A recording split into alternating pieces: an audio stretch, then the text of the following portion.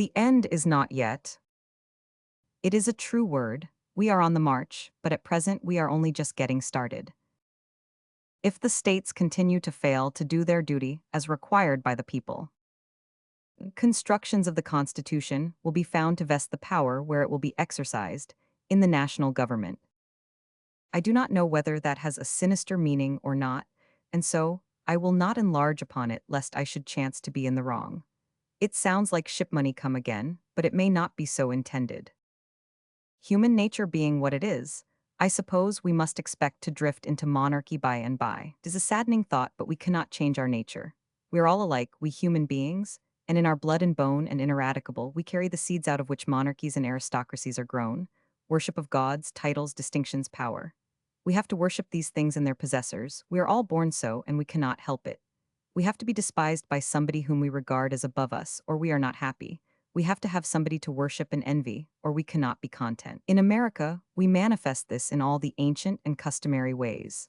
In public, we scoff at titles and hereditary privilege, but privately we hanker after them, and when we get a chance, we buy them for cash and a daughter. Sometimes we get a good man and worth the price, but we are ready to take him anyway, whether he be ripe or rotten, whether he be clean and decent, or merely a basket of noble and sacred and long-descended offal. And when we get him, the whole nation publicly chaffs and scoffs, and privately envies, and also is proud of the honor which has been conferred upon us.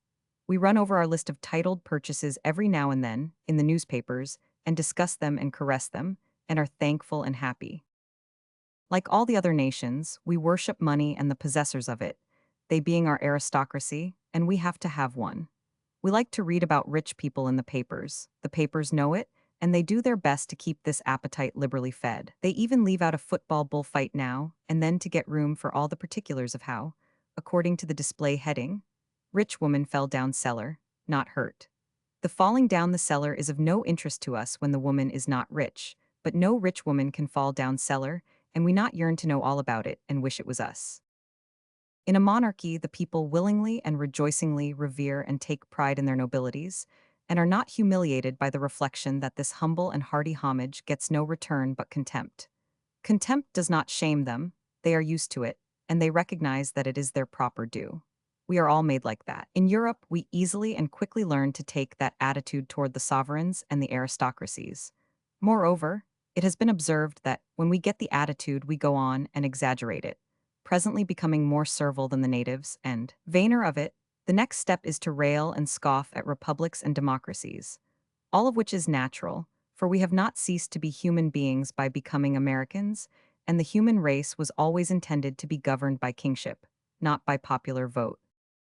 I suppose we must expect that unavoidable and irresistible circumstances will gradually take away the powers of the states and concentrate them in the central government, and that the republic will then repeat the history of all time and become a monarchy. But I believe that if we obstruct these encroachments and steadily resist them, the monarchy can be postponed for a good while yet. 1849-51. Dictated December 1, 1906. An exciting event in our village, Hannibal, was the arrival of the mesmerizer. I think the year was 1850. As to that I am not sure, but I know the month, it was May. That detail has survived the wear of 55 years. A pair of connected little incidents of that month have served to keep the memory of it green for me all this time. Incidents of no consequence, and not worth embalming, yet my memory has preserved them carefully and flung away things of real value, to give them space and make them comfortable. The truth is, a person's memory has no more sense than his conscience, and no appreciation whatever of values and proportions. However, never mind those trifling incidents. My subject is the mesmerizer now. He advertised his show and promised marvels. Admission as usual, 25 cents, children and Negroes half price. The village had heard of mesmerism, in a general way, but had not encountered it yet. Not many people attended, the first night, but next day they had so many wonders to tell that everybody's curiosity was fired. And after that, for a fortnight, the magician had prosperous times. I was 14 or 15 years old, the age at which a boy is willing to endure all things, suffer all things, short of death by fire, if thereby he may be conspicuous and show off before the public. And so, when I saw the subjects perform their foolish antics on the platform and make the people laugh and shout and admire, I had a burning desire to be a subject myself. Every night for 3 nights, I sat in the row of candidates on the platform and held the magic disc in the palm of my hand and gazed at it and tried to get sleepy, but it was a failure. I remained wide awake and had to retire defeated like the majority. Also, I had to sit there and be gnawed with envy of Hicks, our journeyman. I had to sit there and see him scamper and jump when Simmons the enchanter exclaimed, see the snake, and hear him say, my, how beautiful, in response to the suggestion that he was observing a splendid sunset, and so on, the whole insane business. I couldn't laugh, I couldn't applaud. It filled me with bitterness to have others do it, and to have people make a hero of Hicks and crowd around him when the show was over, and ask him for more and more particulars of the wonders he had seen in his visions, and manifest in many ways that they were proud to be acquainted with him. Hicks, the idea, I couldn't stand it. I was getting boiled to death in my own bile. On the fourth night temptation came, and I was not strong enough to resist. When I had gazed at the disc a while, I pretended to be sleepy and began to nod. Straightway came the professor and made passes over my head and down my body and legs and arms, finishing each pass with a snap of his fingers in the air to discharge the surplus electricity. Then he began to draw me with the disc, holding it in his fingers and telling me I could not take my eyes off it, try as I might. So I rose slowly, bent and gazing, and followed that disc all over the place, just as I had seen the others do. Then I was put through the other paces. Upon suggestion, I fled from snakes, past buckets at a fire, became excited over hot steamboat races, made love to imaginary girls and kissed them, fished from the platform and landed mudcats that outweighed me, and so on, all the customary marvels. But not in the customary way. I was cautious at first, and watchful, being afraid the professor would discover that I was an impostor and drive me from the platform in disgrace. But as soon as I realized that I was not in danger, I set myself the task of terminating Hicks's usefulness as a subject and of usurping his place. It was a sufficiently easy task. Hicks was born honest, without that encumbrance, so some people said. Hicks saw what he saw and reported accordingly. I saw more than was visible and added to it such details as could help. Hicks had no imagination, I had a double supply. He was born calm, I was born excited. No vision could start a rapture in him, and he was constipated as to language anyway. But if I saw a vision, I emptied the dictionary onto it and lost the remnant of my mind into the bargain. At the end of my first half hour, Hicks was a thing of the past, a fallen hero, a broken idol, and I knew it and was glad, and said in my heart, success to crime. Hicks could never have been mesmerized to the point where he could kiss an imaginary girl in public, or a real one either, but I was competent. Whatever Hicks had failed in, I made it a point to succeed in, let the cost be what it might, physically or morally. He had shown several bad defects, and I had made a note of them. For instance, if the magician asked, "What do you see?" and left him to invent a vision for himself, Hicks was dumb and blind. He couldn't see a thing nor say a word, whereas the magician soon found that, when it came to seeing visions of a stunning and marketable sort, I could get along better without his help than with it. Then there was another thing. Hicks wasn't worth a tallow dip on mute mental suggestion. Whenever Simmons stood behind him and gazed at the back of his skull and tried to drive a mental suggestion into it, Hicks sat with vacant face and never suspected. If he had been noticing, he could have seen by the rapt faces of the audience that something was going on behind his back that required a response. Inasmuch as I was an imposter, I dreaded to have this test put upon me, for I knew the professor would be willing me to do something, and as I couldn't know what it was, I should be exposed and denounced. However, when my time came, I took my chance. I perceived by the tense and expectant faces of the people that Simmons was behind me, willing me with all his might. I tried my best to imagine what he wanted, but nothing suggested itself. I felt ashamed and miserable then. I believed that the hour of my disgrace was come, and that in another moment I should go out of that place disgraced. I ought to be ashamed to confess it, but my next thought was, not how I could win the compassion of kindly hearts by going out humbly and in sorrow for my misdoings, but how I could go out most sensationally and spectacularly. There was a rusty and empty old revolver lying on the table, among the properties employed in the performances. On May Day, 2 or 3 weeks before, there had been a celebration by the schools, and I had had a quarrel with a big boy who was the school bully, and I had not come out of it with credit. That boy was now seated in the middle of the house, halfway down the main aisle. I crept stealthily and impressively toward the table, with a dark and murderous scowl on my face, copied from a popular romance, seized the revolver suddenly, flourished it, shouted the bully's name, jumped off the platform, and made a rush for him and chased him out of the house before the paralyzed people could interfere to save him. There was a storm of applause, and the magician, addressing the house, said, most impressively, that you may know how really remarkable this is, and how wonderfully developed a subject we have in this boy. I assure you that without a single spoken word to guide him, he has carried out what I mentally commanded him to do, to the minutest detail. I could have stopped him at a moment in his vengeful career, by a mere exertion of my will. Therefore the poor fellow who has escaped was at no time in danger. So I was not in disgrace. I returned to the platform a hero, and happier than I have ever been in this world since. As regards mental suggestion, my fears of it were gone. I judged that in case I failed to guess what the professor might be willing me to do, I could count on putting up something that would answer just as well. I was right, and exhibitions of unspoken suggestion became a favorite with the public. Whenever I perceived that I was being willed to do something, I got up and did something, anything that occurred to me, and the magician, not being a fool, always ratified it. When people asked me, "How can you tell what he is willing you to do?" I said, "It's just as easy," and they always said admiringly, "Well, it beats me how you can do it." Hicks was weak in another detail. When the professor made passes over him and said, "His whole body is without sensation now, come forward and test him, ladies and gentlemen," the ladies and gentlemen always complied eagerly and stuck pins into Hicks, and if they went deep, Hicks was sure to wince, then that poor professor would have to explain that Hicks wasn't sufficiently under the influence. But I didn't wince. I only suffered and shed tears on the inside. The miseries that a conceited boy will endure to keep up his reputation, and so will a conceited man. I know it in my own person, and have seen it in 100,000 others.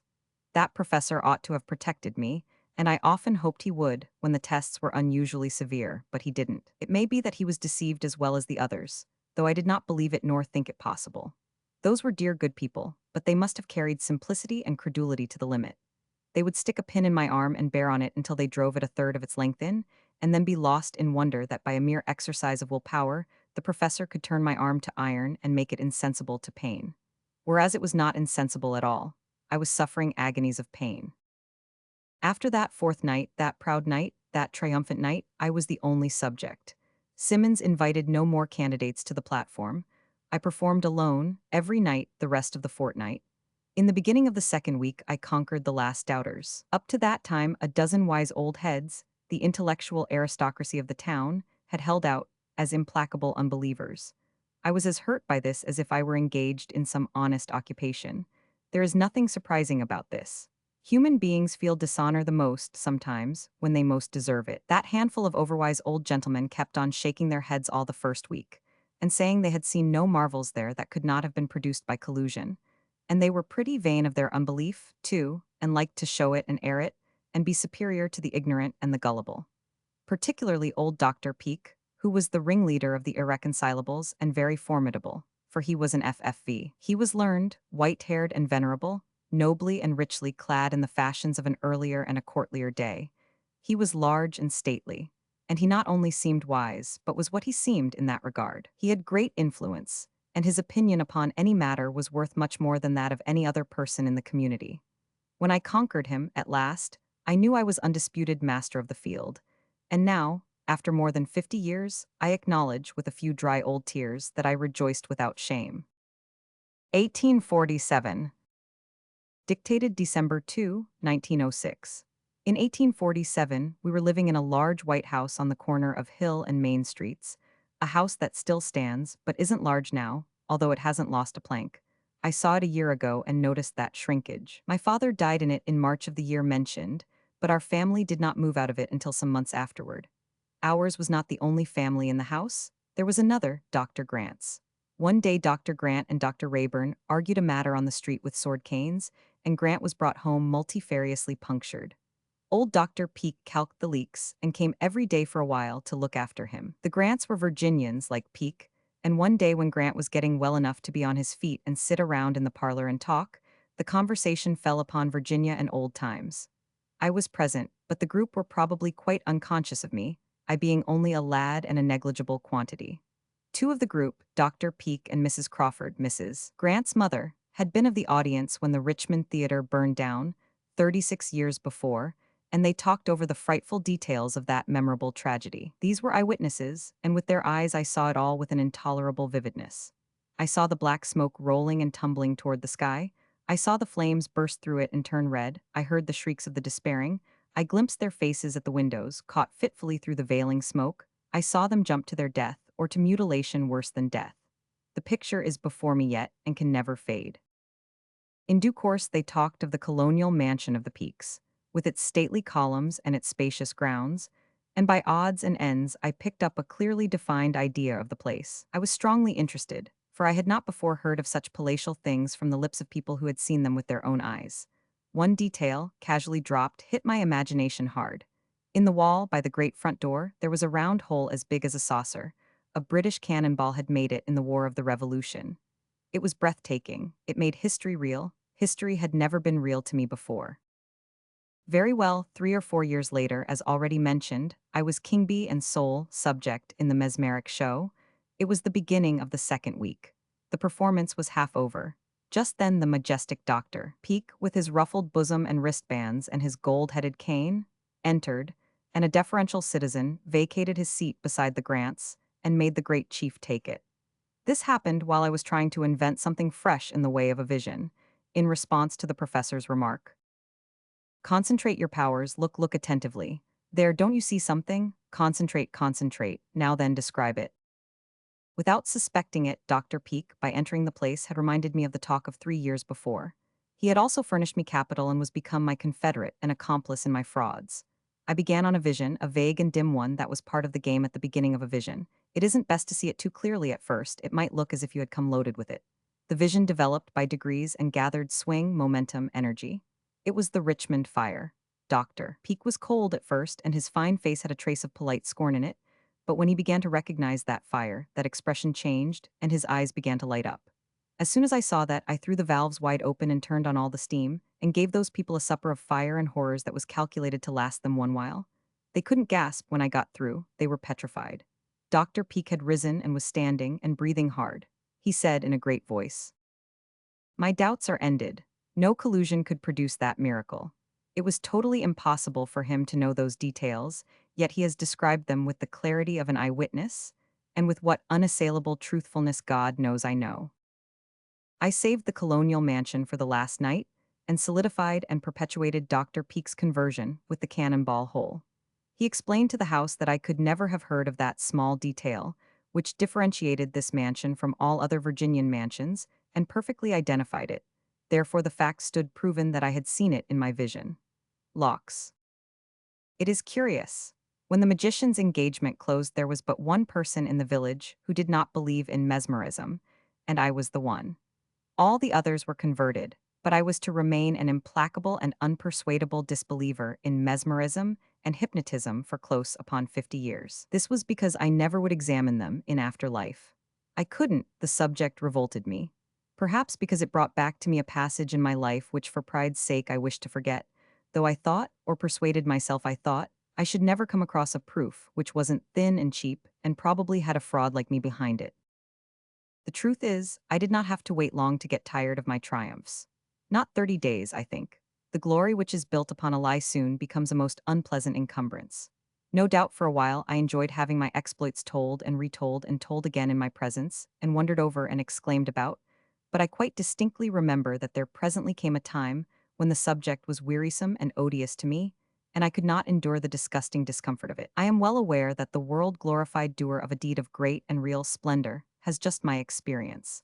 I know that he deliciously enjoys hearing about it for 3 or 4 weeks, and that pretty soon after that he begins to dread the mention of it, and by wishes he had been with the damned before he ever thought of doing that deed. I remember how General Sherman used to rage and swear over when we were marching through Georgia, which was played at him and sung at him everywhere he went. Still, I think I suffered a shade more than the legitimate hero does, he being privileged to soften his misery with the reflection that his glory was at any rate golden and reproachless in its origin, whereas I had no such privilege, there being no possible way to make mine respectable. How easy it is to make people believe a lie, and how hard it is to undo that work again. 35 years after those evil exploits of mine, I visited my old mother, whom I had not seen for 10 years, and being moved by what seemed to me a rather noble and perhaps heroic impulse, I thought I would humble myself and confess my ancient fault. It cost me a great effort to make up my mind. I dreaded the sorrow that would rise in her face and the shame that would look out of her eyes. But after long and troubled reflection, the sacrifice seemed due and right. and I gathered my resolution together and made the confession. To my astonishment, there were no sentimentalities, no dramatics, no George Washington effects. She was not moved in the least degree. She simply did not believe me and said so. I was not merely disappointed. I was nettled to have my costly truthfulness flung out of the market in this placid and confident way when I was expecting to get a profit out of it. I asserted and reasserted with rising heat my statement that every single thing I had done on those long vanished nights was a lie and a swindle. And when she shook her head tranquilly and said she knew better, I put up my hand and swore to it, adding a triumphant, "Now what do you say?" It did not affect her at all. It did not budge her the fraction of an inch from her position. If this was hard for me to endure, it did not begin with the blister she put upon the raw, when she began to put my sworn oath out of court with arguments to prove that I was under a delusion and did not know what I was talking about. Arguments. Arguments to show that a person on a man's outside can know better what is on his inside than he does himself. I had cherished some contempt for arguments before. I have not enlarged my respect for them since. She refused to believe that I had invented my visions myself. She said it was folly, that I was only a child at the time and could not have done it. She cited the Richmond fire and the colonial mansion and said they were quite beyond my capacities. Then I saw my chance. I said she was right. I didn't invent those. I got them from Dr. Peake. Even this great shot did no damage. She said Dr. Peake's evidence was better than mine, and he had said in plain words that it was impossible for me to have heard about those things. Dear, dear, what a grotesque and unthinkable situation. A confessed swindler convicted of honesty and condemned to acquittal by circumstantial evidence furnished by the swindled. I realized with shame and with impotent vexation that I was defeated all along the line. I had but one card left, but it was a formidable one. I played it and stood from under. It seemed ignoble to demolish her fortress after she had defended it so valiantly, but the defeated know not mercy. I played that matter card. It was the pin sticking, I said solemnly. I give you my honor, a pin was never stuck into me without causing me cruel pain.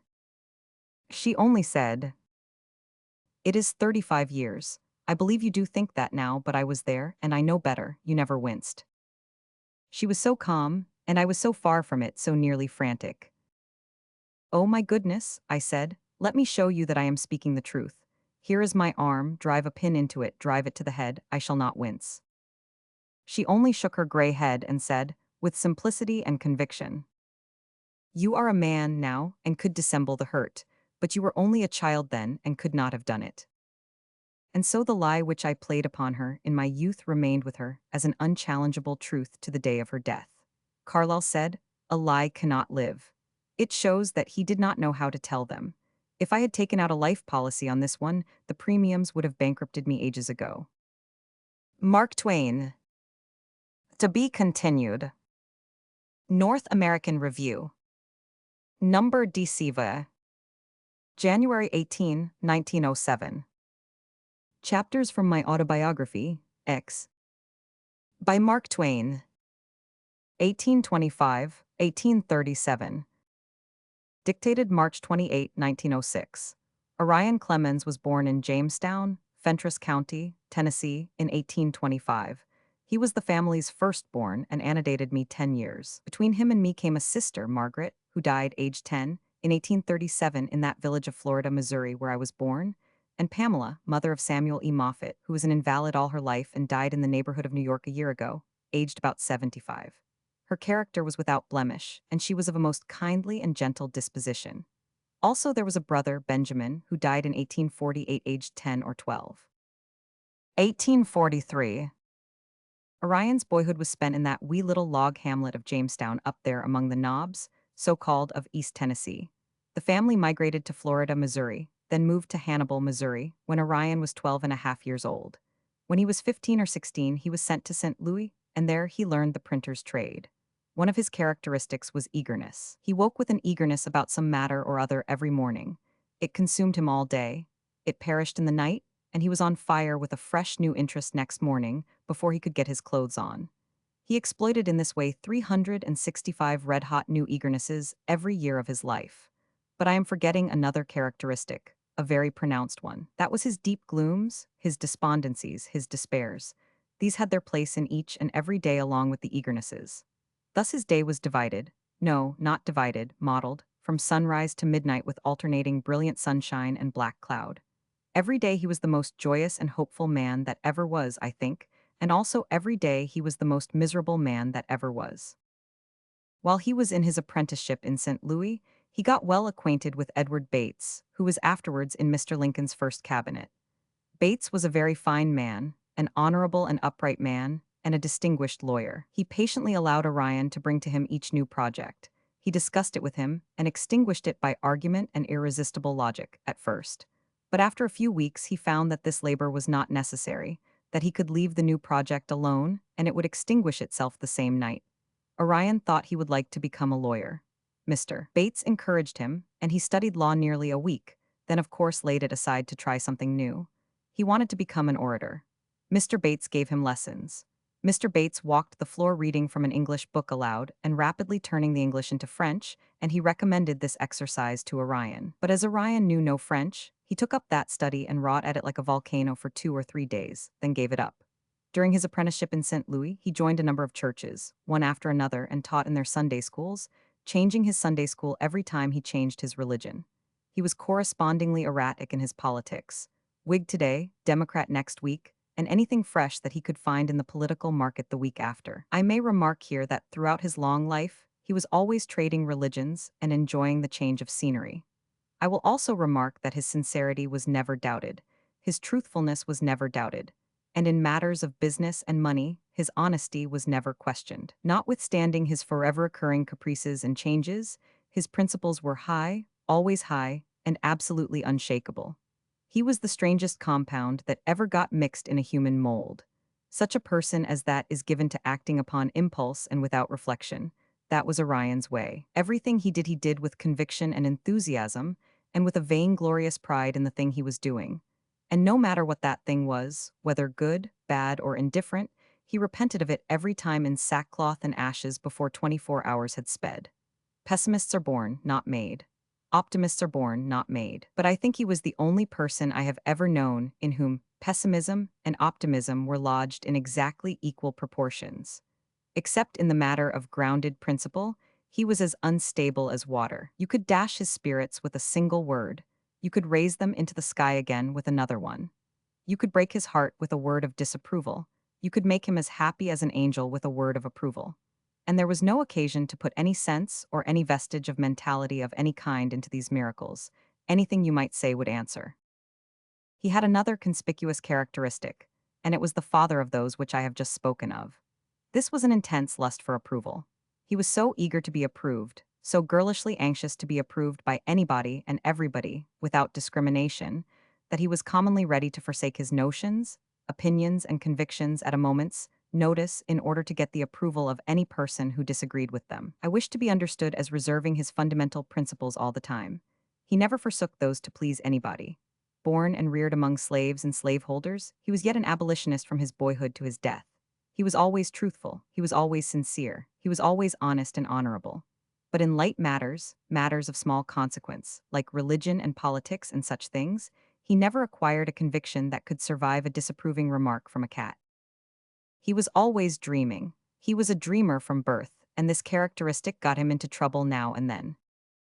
Once when he was 23 or 24 years old, and was become a journeyman, he conceived the romantic idea of coming to Hannibal without giving us notice, in order that he might furnish to the family a pleasant surprise. If he had given notice, he would have been informed that we had changed our residence, and that gruff old bass-voiced sailorman, Dr. G, our family physician, was living in the house which we had formerly occupied, and that Orion's former room in that house was now occupied by Dr. G's two middle-aged maiden sisters. Orion arrived at Hannibal per steamboat in the middle of the night, and started with his customary eagerness on his excursion, his mind all on fire with his romantic project and building and enjoying his surprise in advance.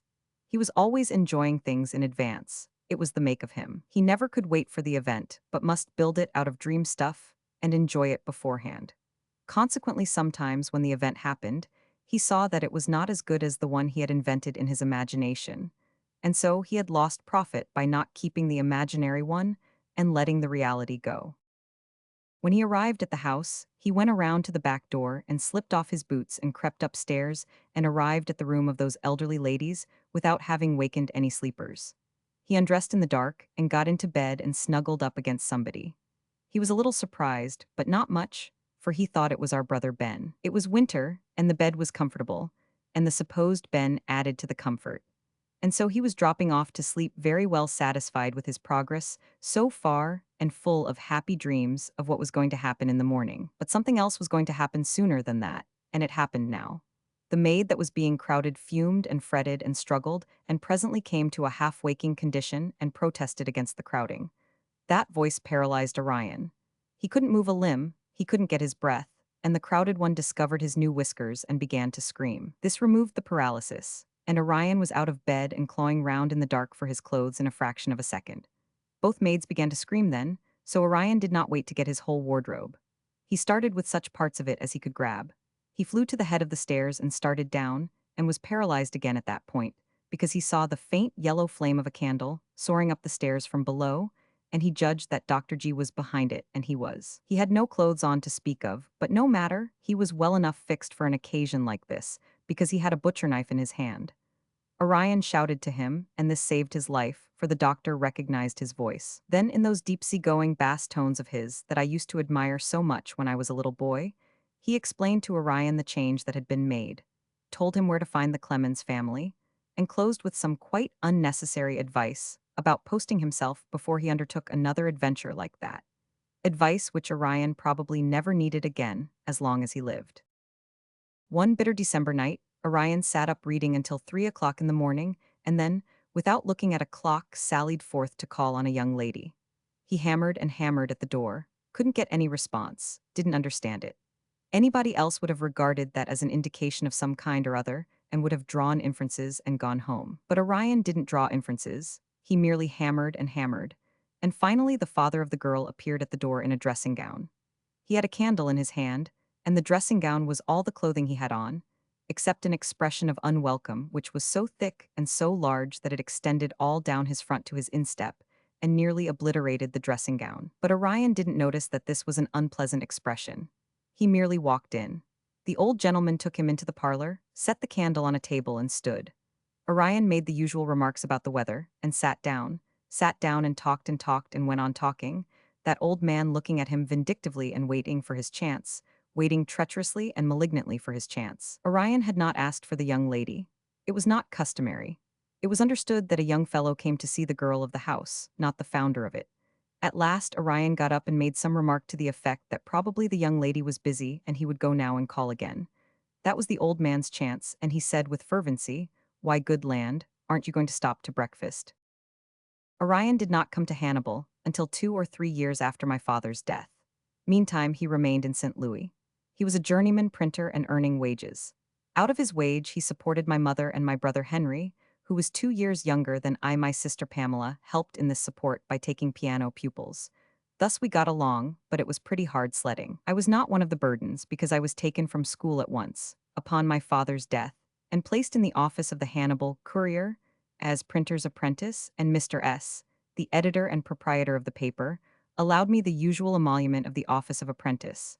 That is to say, board and clothes, but no money. The clothes consisted of 2 suits a year, but one of the suits always failed to materialize, and the other suit was not purchased so long as Mr. S.'s old clothes held out. I was only about half as big as Mr. S. Consequently, his shirts gave me the uncomfortable sense of living in a circus tent, and I had to turn up his pants to my ears to make them short enough. There were 2 other apprentices. One was Steve Wilkins, 17 or 18 years old and a giant. When he was in Mr. S.'s clothes, they fitted him as the candle mold fits the candle. Thus he was generally in a suffocated condition, particularly in the summertime. He was a reckless, hilarious, admirable creature. He had no principles and was delightful company. At first we 3 apprentices had to feed in the kitchen with the old slave cook and her very handsome and bright and well-behaved young mulatto daughter, for his own amusement, for he was not generally laboring for other people's amusement. Steve was constantly and persistently and loudly and elaborately making love to that mulatto girl and distressing the life out of her and worrying the old mother to death. She would say, "Now, Marse Steve, can't you behave yourself?" With encouragement like that, Steve would naturally renew his attentions and emphasize them. It was killingly funny to Ralph and me. And to speak truly, the old mother's distress about it was merely a pretense. She quite well understood that by the customs of slave-holding communities, it was Steve's right to make love to that girl if he wanted to. But the girl's distress was very real. She had a refined nature, and she took all Steve's extravagant lovemaking in resentful earnest. We got but little variety in the way of food at that kitchen table, and there wasn't enough of it anyway. So we apprentices used to keep alive by arts of our own. That is to say, we crept into the cellar nearly every night by a private entrance which we had discovered, and we robbed the cellar of potatoes and onions and such things, and carried them downtown to the printing office, where we slept on pallets on the floor, and cooked them at the stove and had very good times. As I have indicated, Mr. S.'s economies were of a pretty close and rigid kind. By and by, when we apprentices were promoted from the basement to the ground floor and allowed to sit at the family table, along with the one journeyman Harry H., the economies continued. Mrs. S. was a bride. She had attained to that distinction very recently, after waiting a good part of a lifetime for it, and she was the right woman in the right place, according to the economics of the place, for she did not trust the sugar bowl to us but sweetened our coffee herself. That is, she went through the motions. She didn't really sweeten it. She seemed to put one heaping teaspoonful of brown sugar into each cup, but, according to Steve, that was a deceit. He said she dipped the spoon in the coffee first to make the sugar stick, and then scooped the sugar out of the bowl with the spoon upside down, so that the effect to the eye was a heaped-up spoon, whereas the sugar on it was nothing but a layer. This all seems perfectly true to me, and yet that thing would be so difficult to perform that I suppose it really didn't happen, but was one of Steve's lies. Mark Twain. To be continued. North American Review. Number DCVI. February 1, 1907. Chapters from My Autobiography, Z. By Mark Twain. 1850. Dictated March 28, 1906. About 1849 or 1850, Orion severed his connection with the printing house in St. Louis and came up to Hannibal and bought a weekly paper called the Hannibal Journal, together with its plant and its goodwill, for the sum of $500 cash. He borrowed the cash at 10% interest from an old farmer named Johnson who lived 5 miles out of town. Then he reduced the subscription price of the paper from $2 to $1. He reduced the rates for advertising in about the same proportion, and thus he created one absolute and unassailable certainty, to wit, that the business would never pay him a single cent of profit. He took me out of the courier office and engaged my services in his own at $3.50 a week, which was an extravagant wage, but Orion was always generous, always liberal with everybody except himself. It cost him nothing in my case, for he never was able to pay me a penny as long as I was with him. By the end of the first year, he found he must make some economies. The office rent was cheap, but it was not cheap enough. He could not afford to pay rent of any kind, so he moved the whole plant into the house we lived in, and it cramped the dwelling place cruelly. He kept that paper alive during 4 years, but I have at this time no idea how he accomplished it. Toward the end of each year, he had to turn out and scrape and scratch for the $50 of interest due Mr. Johnson, and that $50 was about the only cash he ever received or paid out, I suppose, while he was proprietor of that newspaper, except for ink and printing paper. The paper was a dead failure. It had to be that from the start. Finally, he handed it over to Mr. Johnson and went up to Muscatine, Iowa, and acquired a small interest in a weekly newspaper there. It was not a sort of property to marry on, but no matter. He came across a winning and pretty girl who lived in Quincy, Illinois, a few miles below Keokuk, and they became engaged. He was always falling in love with girls, but by some accident or other, he had never gone so far as engagement before. And now he achieved nothing but misfortune by it, because he straightway fell in love with a Keokuk girl. He married the Keokuk girl, and they began a struggle for life which turned out to be a difficult enterprise and very unpromising. To gain a living in Muscatine was plainly impossible, so Orion and his new wife went to Keokuk to live, for she wanted to be near her relatives. He bought a little bit of a job printing plant, on credit of course, and at once put prices down to where not even the apprentices could get a living out of it, and this sort of thing went on. 1853. I had not joined the Muscatine migration. Just before that happened, which I think was in 1853, I disappeared one night and fled to St. Louis. There I worked in the composing room of the Evening News for a time, and then started on my travels to see the world. The world was New York City, and there was a little World's Fair there. It had just been opened where the great reservoir afterward was, and where the sumptuous public library is now being built. 5th Avenue and 42nd Street. I arrived in New York with $2 or $3 in pocket change and a $10 bank bill concealed in the lining of my coat. I got work at villainous wages in the establishment of John A. Gray and Green in Cliff Street, and I found board in a sufficiently villainous mechanics boarding house in Duane Street. The firm paid my wages in wildcat money at its face value, and my week's wage merely sufficed to pay board and lodging. By and by, I went to Philadelphia and worked there some months as a sub on the Inquirer and the Public Ledger. Finally, I made a flying trip to Washington to see the sights there, and in 1854 I went back to the Mississippi Valley, sitting upright in the smoking car 2 or 3 days and nights. When I reached St. Louis, I was exhausted. I went to bed on board a steamboat that was bound for Muscatine. I fell asleep at once, with my clothes on, and didn't wake again for 36 hours.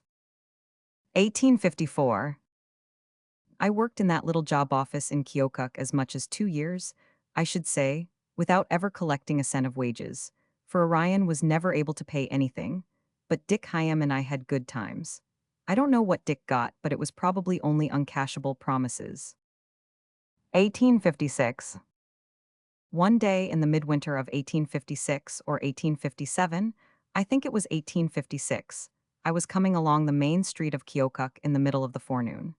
It was bitter weather, so bitter that that street was deserted almost. A light dry snow was blowing here and there on the ground and on the pavement, swirling this way and that way, and making all sorts of beautiful figures, but very chilly to look at. The wind blew a piece of paper past me, and it lodged against a wall of a house. Something about the look of it attracted my attention and I gathered it in. It was a $50 bill, the only one I had ever seen, and the largest assemblage of money I had ever encountered in one spot. I advertised it in the papers, and suffered more than $1,000 worth of solicitude and fear and distress during the next few days, lest the owner should see the advertisement and come and take my fortune away. As many as 4 days went by without an applicant. Then I could endure this kind of misery no longer. I felt sure that another 4 could not go by in this safe and secure way. I felt that I must take that money out of danger. So I bought a ticket for Cincinnati and went to that city. I worked there several months in the printing office of Wrightson and Company. I had been reading Lieutenant Herndon's account of his explorations of the Amazon and had been mightily attracted by what he said of coca. I made up my mind that I would go to the headwaters of the Amazon and collect coca and trade in it and make a fortune. I left for New Orleans in the steamer Paul Jones, with this great idea filling my mind. One of the pilots of that boat was Horace Bixby. Little by little, I got acquainted with him, and pretty soon I was doing a lot of steering for him in his daylight watches. When I got to New Orleans, I inquired about ships leaving for Para and discovered that there weren't any, and learned that there probably wouldn't be any during that century. It had not occurred to me to inquire about those particulars before leaving Cincinnati, so there I was. I couldn't get to the Amazon. I had no friends in New Orleans and no money to speak of. I went to Horace Bixby and asked him to make a pilot out of me. He said he would do it for $100 cash in advance. So I steered for him up to St. Louis, borrowed the money from my brother-in-law, and closed the bargain. I had acquired this brother-in-law several years before. This was Mr. William A. Moffett, a merchant, a Virginian, a fine man in every way. He had married my sister Pamela, and the Samuel E. Moffett of whom I have been speaking was their son. Within 18 months, I became a competent pilot, and I served that office until the Mississippi River traffic was brought to a standstill by the breaking out of the Civil War. Meantime, Orion had gone down the river and established his little job printing office in Keokuk. On account of charging next to nothing for the work done in his job office, he had almost nothing to do there. He was never able to comprehend that work, done on a profitless basis, deteriorates and is presently not worth anything, and that customers are then obliged to go where they can get better work, even if they must pay better prices for it. He had plenty of time, and he took up Blackstone again. He also put up a sign which offered his services to the public as a lawyer. He never got a case in those days, nor even an applicant, although he was quite willing to transact law business for nothing and furnish the stationery himself. He was always liberal that way.